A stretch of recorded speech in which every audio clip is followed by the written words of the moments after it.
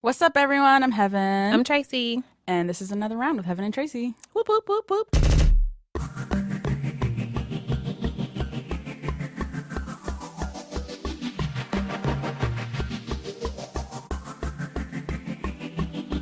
We are so happy that you came back after the launch. Today on the show, we're going to have Issa Rae on the freaking podcast. I'm so excited. Issa Rae. But first, we're going to talk a little bit about, Tracy, you've had kind of a wild week with this story you've been writing about Transylvania University and the racist frats there. So we're going to talk a little bit about that. We're going to also allow you to tell a corny joke again. So before we go any further, I will not allow this production to go any further unless we do this. We owe our listeners a stadium full of applause and love and appreciation. Absolutely. Because our podcast finally launched last week after us being like, listen for the podcast. Watch out for the podcast. Podcast coming. Everybody's like, when's it coming? It's coming. You just got to wait. And it's finally here. And we have been just overwhelmed by all the great comments and the support. Like, I really appreciate it so much. We've almost cried like twice today. Literally me. I think day. One of us did cry. I'm not going to say it's it. me. It's okay. Heaven. In case that's unclear. So what have you been thinking about lately, Tracy? Things have been nuts for me because I wrote an essay for BuzzFeed.com, the website, about my experience in school. If you follow me on Twitter, then I've referenced my time in school quite a few times because it left a mark, to say the very least. And some backstory. So, there was the whole SAE video thing out of the University of Oklahoma. I don't know if you're familiar. It's impossible for me to catch up on all the racist stories. I actually have not heard the clip of the whatever racist frat chant they were doing. So here's the backstory. I assume it's bad. I don't know. It's pretty bad. Okay. So a few weeks ago, a video was released that it was footage that somebody took while on a bus with SAE frat members at the University of Oklahoma. And they were just singing this delightful little racist chant. And all I remember, it was like, there will never be a nigger in SAE.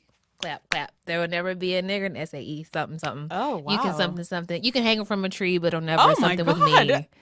There'll never be a nigger in SAE. See? I didn't realize it was this bad. Really, really bad. Really bad. And so when the SAE thing happened, I started a Twitter conversation because I wanted to know how many people were familiar with fraternities acting this way. Because I just assume everyone. Yeah. Like every brown person who went to college in America. Right. Literally everyone. I went to school at a school called Transylvania University in Lexington, Kentucky. Everybody loves to drop vampire jokes like, oh, did you major in blood sucking? Yeah. But there's a particular fraternity that was on campus, and it's a pretty big and well-known fraternity throughout the South. The fraternity is called Kappa Alpha Order. They list as its spiritual founder, Robert E. Lee. What is a spiritual founder? So not the person who actually did it, but the person they pretended it? Yeah, he's just like their idol, like they're operating in the spirit of Robert E. Lee. I don't know. Wow. I think, right. But your reaction is I went to Stonewall Jackson High School. Amazing. I'm used to that. I don't know. And so the essay is just about my experience on campus with the fraternity that aligns itself with the Confederacy. There were so many Confederate flags around campus. Well, there was at least one instance where I witnessed members of the fraternity singing Dixie underneath the trees at night. One dude was wrapped in a Confederate flag. Did you feel safe? Hell no. Hell no. Like I said in the article, I was like, you think that when you're going to be living with white folks, then you'll be safe, especially when you come from the hood. Absolutely, like I do, right? Yeah. I've never felt more unsafe in my life. Wow. Walking down an empty street at night in the hood at home than I did walking past people that I knew were KAs, walking past people that I saw wearing Confederate flag shirts and stuff like that. So I wrote about my experiences. It was only a sliver of my experiences, actually, because I only wrote about my reaction to and relationship with the fraternity. But there was a lot of just wild stuff that happened, and the fallout has been so crazy. I mean, Absolutely you were insane. on Chris Hayes, you were on Melissa Harris Perry's Yes. show. So not only am I on television for the first time, I'm on national television for the first time. I was nauseous the entire weekend. All In with Chris Hayes was on Friday. Melissa Harris Perry was on Sunday. And I was just I just hope I don't throw up. So what's been the response to the article? Well, I think what really made the story something that news outlets were paying attention to was Transylvania's response to my article. They sent an email to their Greek students telling them not to share it, or not to, it didn't explicitly say don't share it. It said don't comment about it on social media. Okay. Which, of course, is the school trying to control the narrative. So just share the link, but don't comment anything. Well, the email was like, don't comment, but the sentiment is don't share it. Don't that's help it gain any wild. traction. Yeah, it's wild, but it's also like really expected because, I mean, you know, the reputation with any private school is their money getter. You know, they want to welcome other students to the campus. So what's been crazy for me is the transformativeness, if that's a word, of it all. It is. Go on, please. How were you transformed? So when I was on campus, I was not quiet about this stuff, like, at all. And there was a good handful of students who were not quiet about it because it's just like I had a scholarship, but it wasn't a full ride. So I'm like, I'm paying you money to live and exist in a sphere where I don't feel safe or welcome. That's crazy. Yeah. I'm a very stubborn woman. I'm my mother's child. Hi, Mommy. I know you're listening. And so, I mean, we raised a lot of hell about it. We tried to raise a lot of hell about it. But, I mean, like, Tracy was so much more powerful than this small group of students was. I mean, it was like trying to push against a brick wall and get it to move, you know, like, I mean, you're not going to do anything. So to go from that position of voicelessness and powerlessness to now being at BuzzFeed, which is more influential than the school that has like maybe 2,000 students, you know, and like now they can't help but listen to me, you know. It was a shock. Oh my God. It was that's such a dope. shock. I've been so like angry, yes, but also hurt. Like, everybody always says that college is the greatest years of your life, you know, and I have so many friends. Those are also the people who say high school are the best years of your life. True. But, like, I have a pretty good collection of friends who, like, they have regular, like, yearly meetups because they like each other so much. I'm like, what the hell? Where did you come from? How does this happen? And, you know, it hurts to not be able to look back on, like, my formative years and be like, yes, this was a good time. I had some good times at school, sure. Like, I've met some amazing people. I've come into contact again with some classmates that I really, really liked because of the article, which is great. But, I mean, overall, it was just like counting down the time to graduate. And so I graduated, and I swear to God, I moved to Philadelphia because I just needed to be around Black people. Yeah, that's so real. I was like, where's the Blackest place that I can go? But even me, I went to Columbia, and it's a very predominantly white institution, but there's definitely a strong brown contingent. I remember once, as the Black Students Organization, I was a part of that, of course, in college. Of course. And I remember once we got this, they were like, well, we have this meeting with the Board of Trustees with you all because we know you're dissatisfied with the state of things. I think we were at that point talking about like the protests about Trayvon Martin, and like there's a bunch of stuff going on. Being on campus and had to be crazy. So they were like, we're going to have this meeting with the Black Students Organization. And we got there, and the Board of Trustees, of course, is just a bunch of white people. And there's one brown dude who like really hooks it up. He's like very involved in like our student like organizing stuff, whatever. But the rest of them were just like, you know, rich white people. And me and my friends still cite this to this day. There's this one dude who is the most exaggerated version of a white person's response to racism. Oh my gosh. So every time we talked, oh no. I'm so nervous. He would be like, oh, the racism. Oh, the racism. He would just shake his head in this most dramatic way. Did he actually say, oh, the racism? These is literally the words that came out of his mouth. Honestly, that's why I didn't even like pay attention to the SAE clip, because I just heard that guy in my head being like, oh, the racism. And I've internalized that kind of dismissal. But like, how are you feeling like at the end of like all these articles and like the school's weird pushback? Yeah. What are your like next steps? I've gotten a lot of emails from students who are now at the school. And this is what makes me feel good, because I mean, like, even though I have like this really complicated relationship with my alma mater, I'm still a very prideful person, and I'm still very protective of like what people think of the South in general, absolutely. in Kentucky. But reading all those emails from the kids who are like, thank you so much for speaking out. Not much has changed, and now hopefully like we have a platform to be heard, because I know so well what that voicelessness is like, and it's just like defeating, and it just like weakens your spirit. And it took me a long time to kind of get over it. And I actually feel like I'm just now getting over it, I think.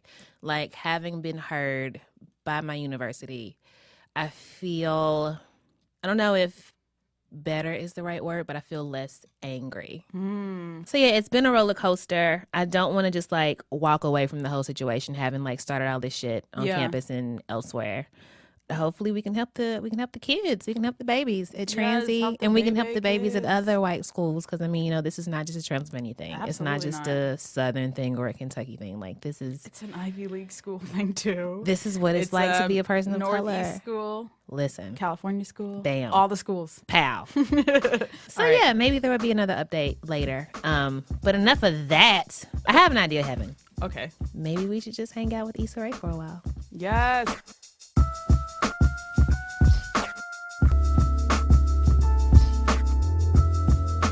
This episode, we are over the moon to have with us Miss Issa Rae, who is just an all-around badass jack of all trades. So you probably know her from Awkward Black Girl, the web series, or Awkward Black Girl, the book. We're so excited to have you. Yay, I'm excited to be here. You guys have such great like radio voices. It's just dawning on me thank now. you. Gosh, thank you.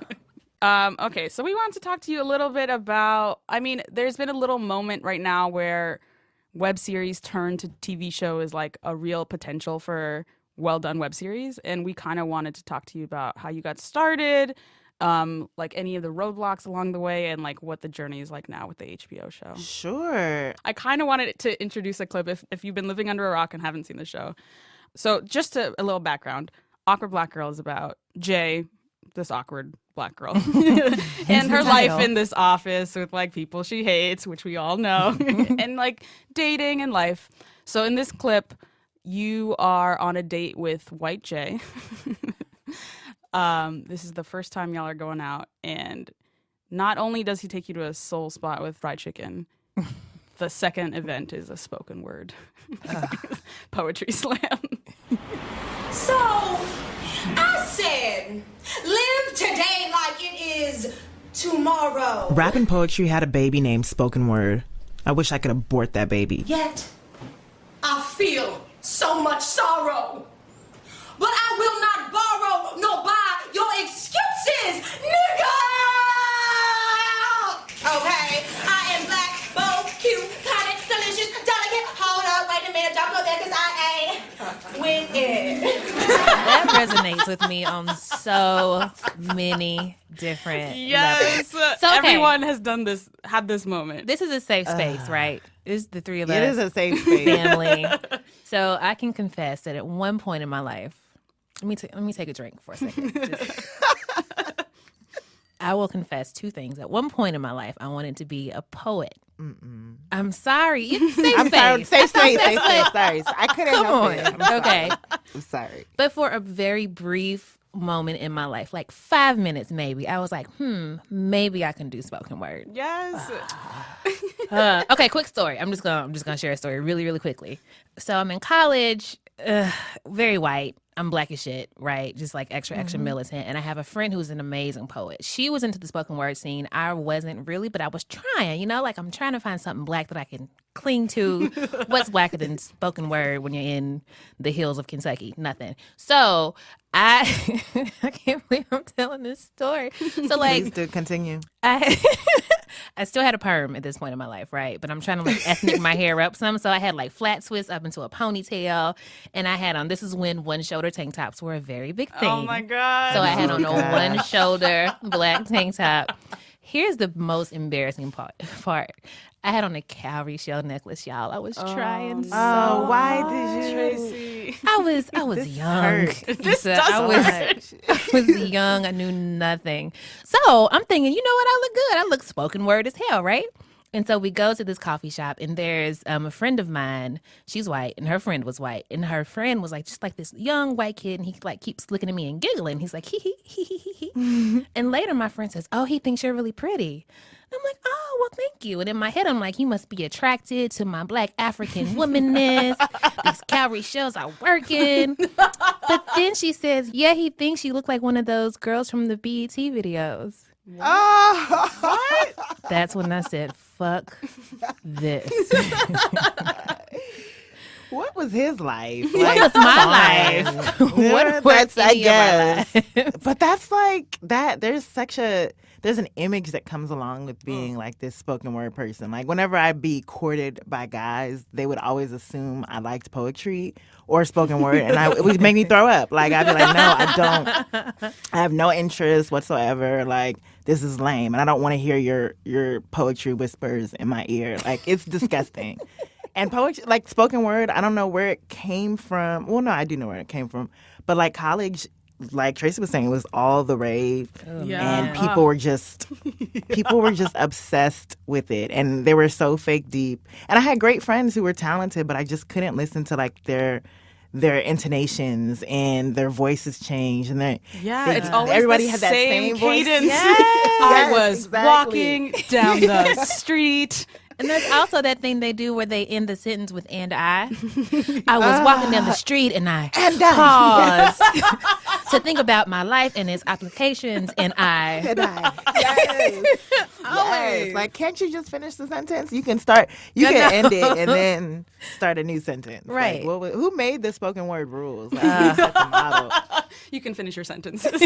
Yeah. Do you watch Broad City, another web series turned show? I love Broad City so much. Yes, I love Broad City. There's that scene where I think it parallels your show really well, where they go to an improv show. Oh, God. And it's the same sort of like torture.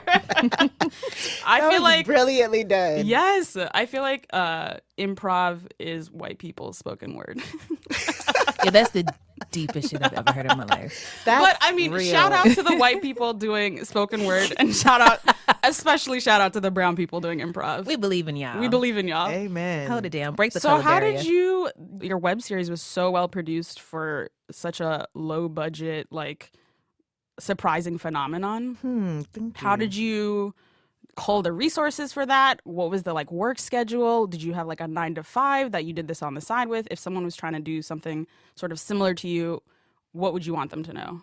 I definitely started out with the 9 to 5, but just needed to do it. And I really called in a lot of favors, like friends who were willing to help me. And the first episode was just done with 2 of my friends and a camera that I owned, and I paid $25 to buy them lunch. And then as I put the show out there, then more people started reaching out. And a friend of mine who I cast, we actually used to write together in the past. And she was at school at USC, and she was saying, hey, you're getting a lot of eyeballs. You should elevate the quality. Like, I'm studying to be a producer. Let me bring in a crew. And I was like, yes, girl, please. Yes. And so she really helped. Around the time the 4th episode hit, we had a full crew. Yeah, you can definitely notice the production marks increasing. Yes. It goes from looking like a camera phone to Yeah, and right. it was great, and people were extremely dedicated to making the show the best it could be, and it really helped that the audience was excited about it too. So I guess my advice would just be to find people who are dedicated as you are to making your vision come to life, and just make sure that you have a clear vision, because there's nothing worse than someone who's like, I don't know, I make it look good, I think that I knew what I wanted the show to be, and I was collaborative in a sense that I recognized other people's talents in helping to make the show way better than I could do alone by myself, and that really mattered. Yeah, totally. Well, so for Broad City, it was the sort of like cosign of Amy Poehler in like one of their last episodes of the web series that got them the attention of like a show. Do you feel like you had sort of like a Donald Glover cameo at the end of your series?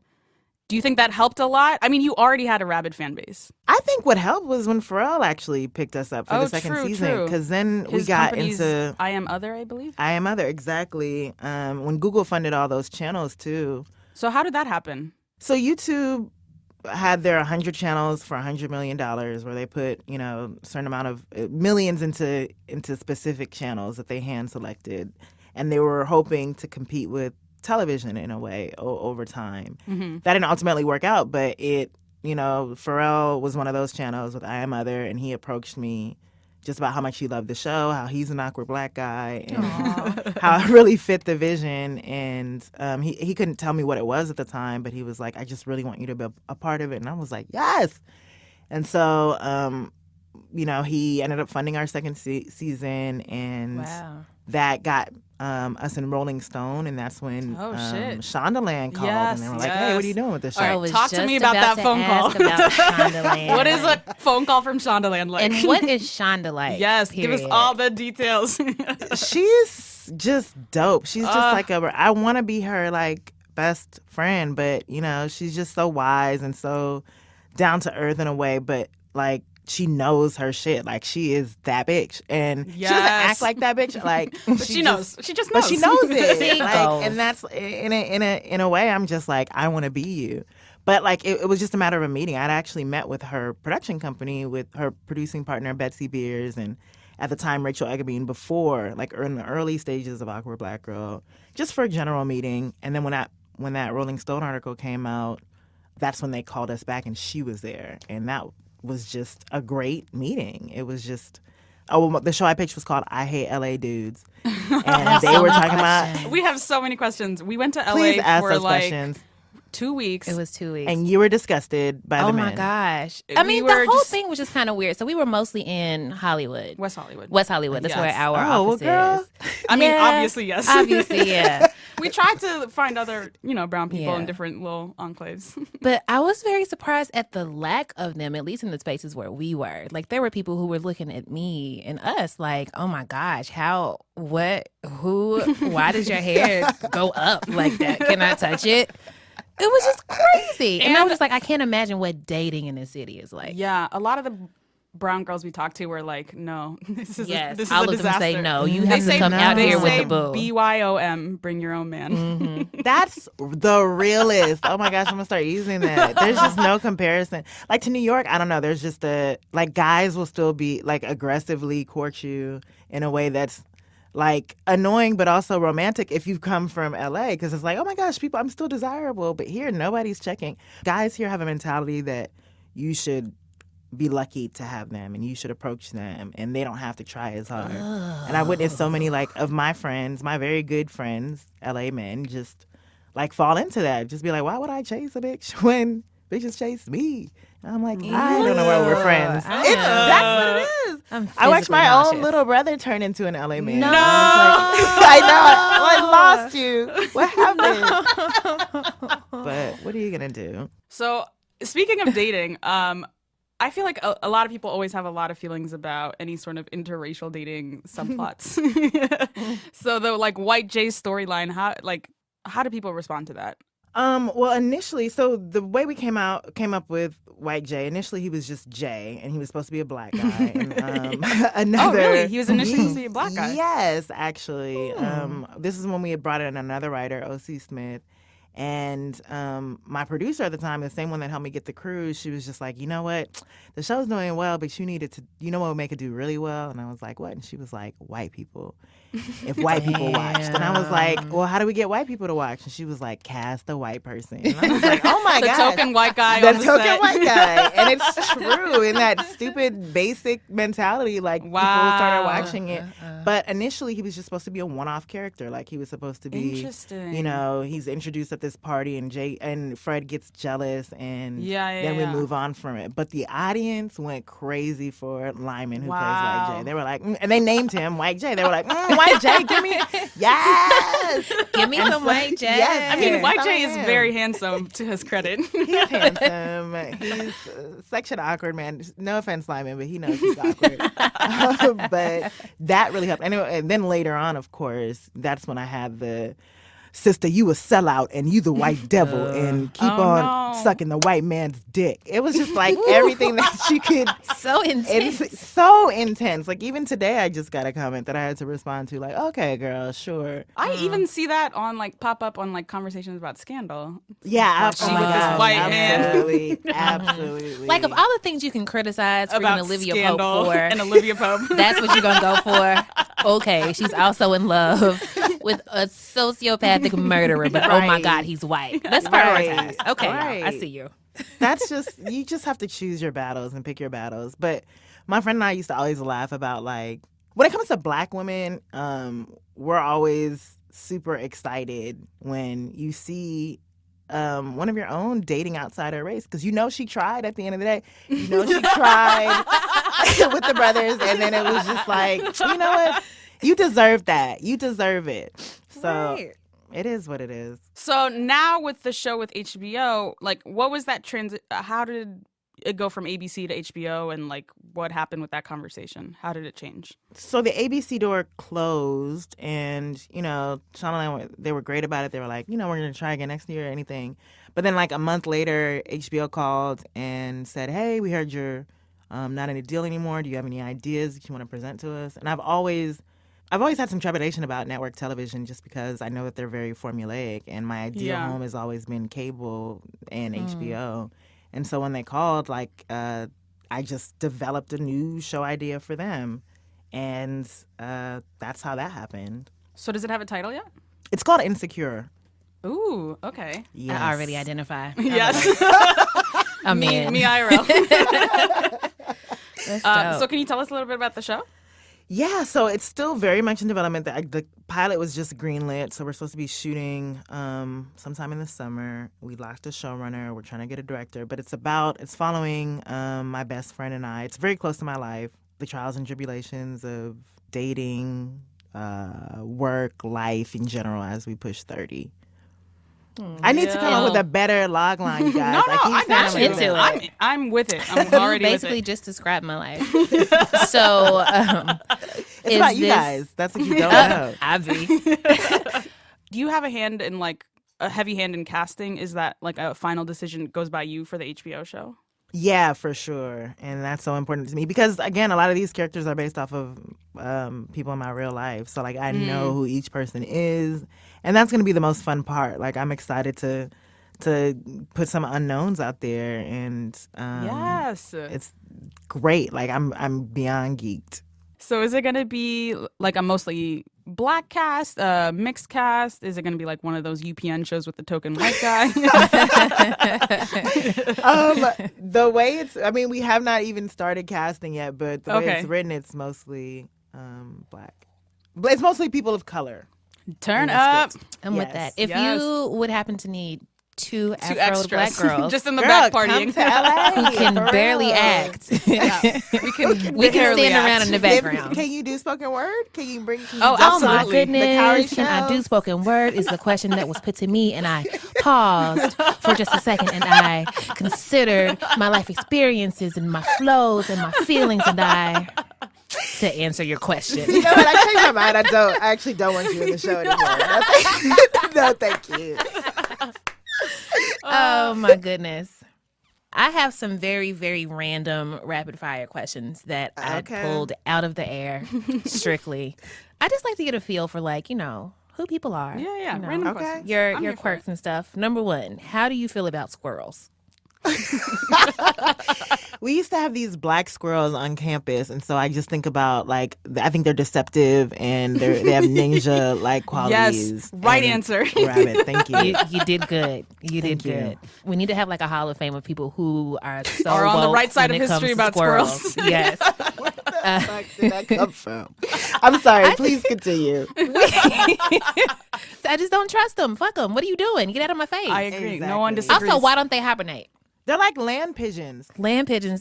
But you know how I feel about pigeons, though. I feel like pigeons get a bad rap. I feel like pigeons are the black man of the bird world. I say that too, though. Are you kidding? And because if they were white, they would be doves. would. Everybody loves doves. I feel like So I I don't say know. You that know what? I will allow that. it's true. I say that pigeons and rats are like the blacks and Mexicans of the PETA justice system. Like PETA does not give a fuck about rats and squirrels at all. So if you're listening, we just became best friends. I don't know if you're aware. It just happened. Okay, what is your favorite song from the 90s? Ooh, girl. The first one that came to mind is Joe's "All the Things Your Man." Oh my gosh. What? Okay. That was just, I love that song. And I didn't know what "Take Me to the Subway, I'll Go Down" meant until I was older. Yo, it's so crazy when you start singing songs you used to sing when you was little and you're I like, know. oh my God, Too Close by Next. Oh my gosh. That song is so gross. An entire song about erections. Yeah. And we just like, Yes. kind of just 8, 9, 10, however I was. Didn't Yeah. have any Yep. business. Yeah. Yep. Do you karaoke? And if so, what are your staple songs that you sing? I actually hate, don't stone me, but I hate karaoke. I do. Low key, I feel the same, but I do Thank it anyway you. because my friends love it, and I'm like, okay, I'll support you in your interests and true. hobbies. Well, we did I had a bad karaoke experience. Like my friends and I went on my friends and I went on a cruise, and there were 3 of us, and "Soldier" by Destiny's Child had just come out. Ooh. And we decided to perform it, but like the cruise was mostly like old and white, and they just were not feeling us, and they didn't get into it, and that just killed my spirit. I was like, well, fuck y'all, if you don't know who Destiny's Child is and you can't appreciate subject, Absolutely. that it You is what it, I cannot don't. let old white people steal your joy, girl. You I know, can't but let then them have that. But then someone who can really sing always gets up and does karaoke, and that's Yeah. like that's not fair. Those people Always I the don't ones appreciate. inviting you. It's like you Exactly. can't do that if you can low key sing. It's the people with the Exactly. really nice voices and the people who only want to do sad songs. Like, Oh listen, my it's God. Friday. I got some Henny in my cup. I don't want to listen to you sing Jewel right now. I love Jewel, but not on the weekends. No Jewel on the weekends. No shade, Jewel. We love you, but just Monday through Friday, 5 p.m. only. Okay, one more question. So you are obviously, like, nobody would disagree that you are consistently fly as fuck. Yes. What? And we Facts. Facts on facts. we love how into bright, bold lipsticks you are. Yes. Do you have a favorite shade or a favorite brand? Where can I find it? Is it more than $10? Because if so, gotta check my account. I wish I were better at this. Now you're going to have me pull out my purse, but I definitely love this L'Oreal type. Let me find it right now that love I'm that wearing you right said now. It's just L'Oreal. it's called Endless Red. But it's like, Ooh. it paints on your lips and it stays because I eat. Ooh. Is it like a matte? Listen, Yes. And it's just, I don't know, it's just smooth and it doesn't affect my eating time. And that's the most important. Okay, I don't like to dope. like eat and then, oh, where'd my lipstick Yeah, go? yeah. I yeah. love your priorities right now. Yes, This exactly. shade is dope, but can I eat in it? Yes. Only question that matters. This was fantastic. Oh, I we had wish so we much had like fun. 3 You more Ladies, hours. thank you for inviting me. Thank you so much for joining Issa us. Rae, ladies and Thank gentlemen. you. Woo woo, thank you.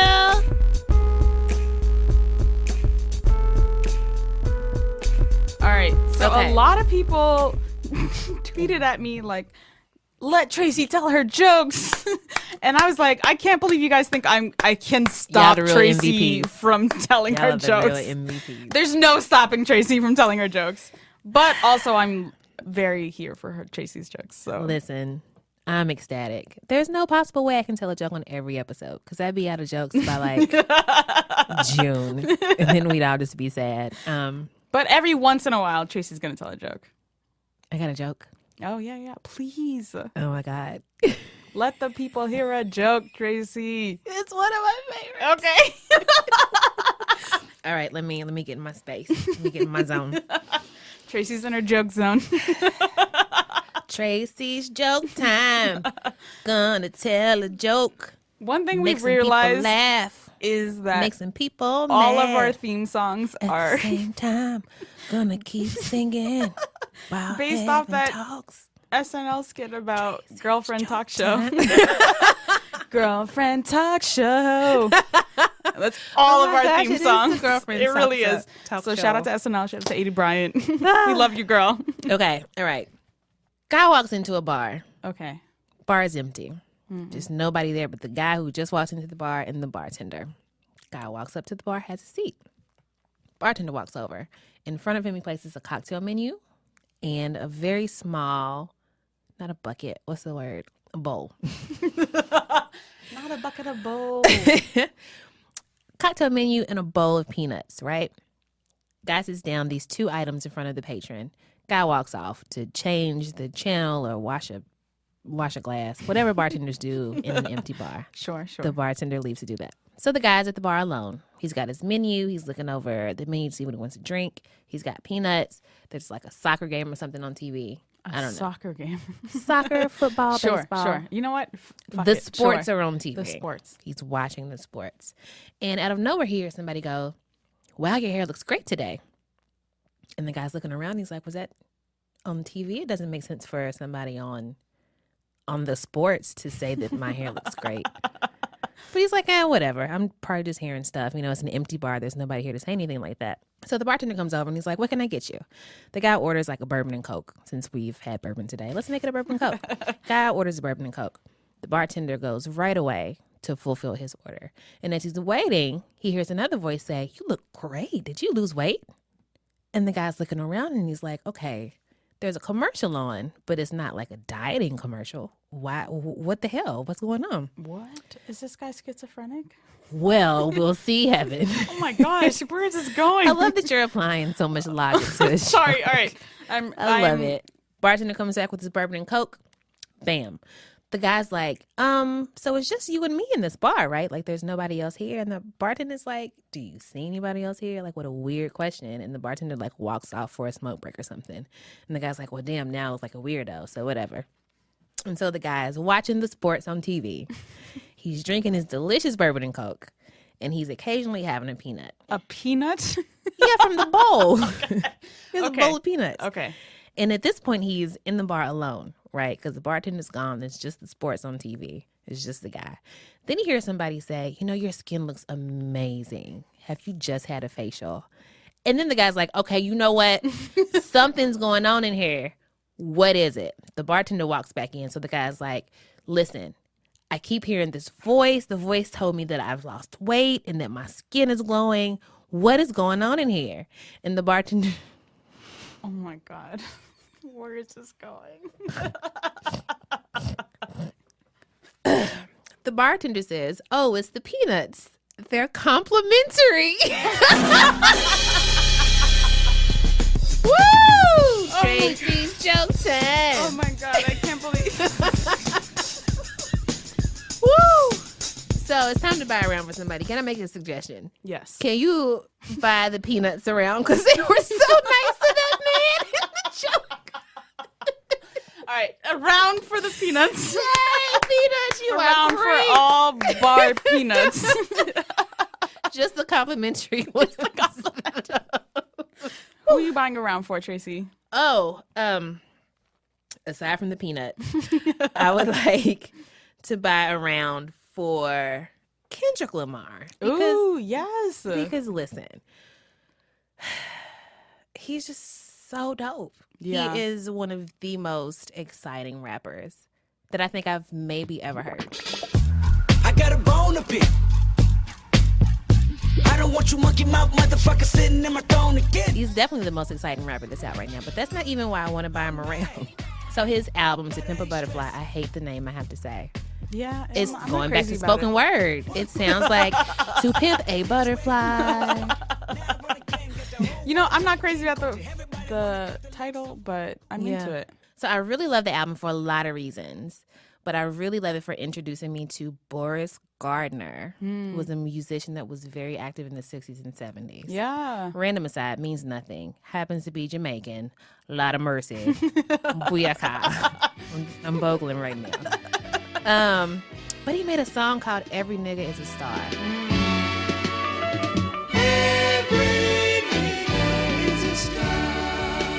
I love the way he used the sample.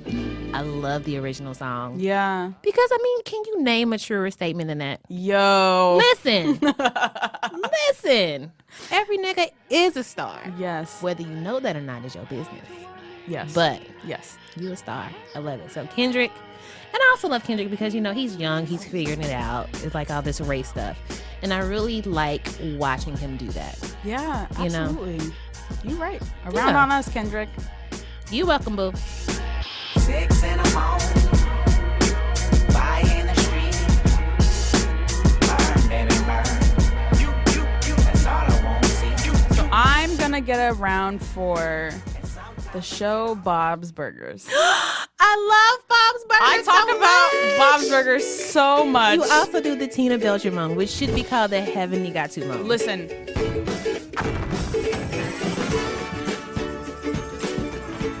Bob's Burgers, if you don't know, it's a family comedy show on Fox. Animated. It's animated. So if you are alive right now and not watching Bob's Burgers, What? do you not like joy? Do you not like laughter? Like, what's going on in your life? I love Bob's Burgers so much. And what Tracy was saying earlier is that Tina Belcher got all her shit from me. Like she's a very anxious person, and her anxious she definitely got that from me. Can you reenact this for us? At least twice a day I hear this. I say that like every day. And then Tina Belcher took that and put it on Bob's Burgers. Did. And they're like a really, really great family unit. Yes. You know? They're not like the conventional And as a person who parents. used to babysit a lot, it's definitely a show that's good for parents and like kids. Like legitimately a good show for a family to watch together. Yeah. There are so few shows I can recommend without qualifiers. Like shows that don't like dismiss my identity or like that like acknowledge that I exist, you know? Right. And Bob's Burgers acknowledges that it's a show about a cute white family. Uh-huh. It does. It's self-reflexive about it. Yeah. But I don't ever feel like it doesn't include me. I love is it. beautiful. It's a dope show. Everybody watch it.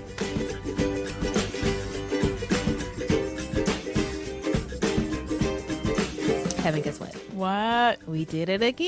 Yes! We wrapped another episode. Yo! Thank you guys so much for tuning in. Thank you for all the wonderful tweets and the Facebook likes and the Twitter follows and just everything. We love each and every one of you individually, intensely, but like in a very PC way because we don't know y'all like that.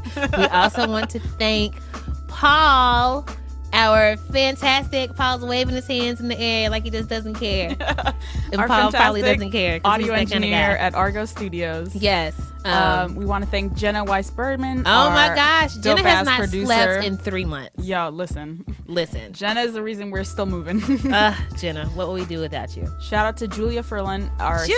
second assistant producer. Julia made us beautiful handmade cards today Oh, to say thank you. God bless her. I know, I'm going to cry.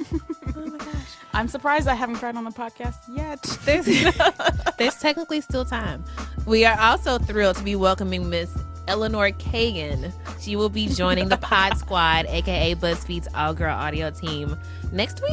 I Yes. think? Yes. Cannot wait. So look out for our Cannot new wait. producer. Yes. Oh, we also want to thank Mr. Don Will of Tanya Morgan, the rap group, Yes. for providing us with some original, amazing music. Please follow him on Twitter at Don Will, DonWill.